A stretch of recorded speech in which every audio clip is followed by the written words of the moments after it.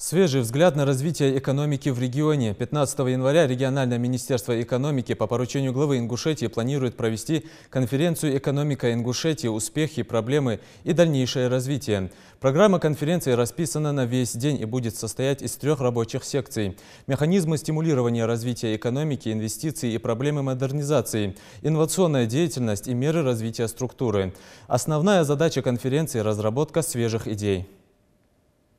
Каждый, кто переживает за развитие экономики, каждый, кто считает, что он может что-то новое привнести, что-то новое подсказать нам, как дальше развиваться, как лучше развиваться экономике республики, они могут принять участие, высказать свое мнение.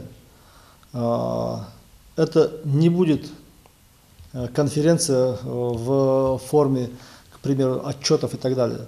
Это диалог с нашей молодежью. Мы хотим услышать их мнение, хотим поделиться своими видениями, своим опытом. И, конечно же, выработать определенные решения по итогам конференции, принять эти решения, принять определенный документ и уже дальше двигаться в этом направлении. Принять участие могут не только приглашенные представители молодежи, студенчества и ассоциации молодых предпринимателей, но и любой желающий. Для этого всего лишь нужно уведомить Минэкономразвития, чтобы ваше имя внесли в списки участников. Опыт обмена мнениями старой гвардии с молодежью будет применяться и дальше.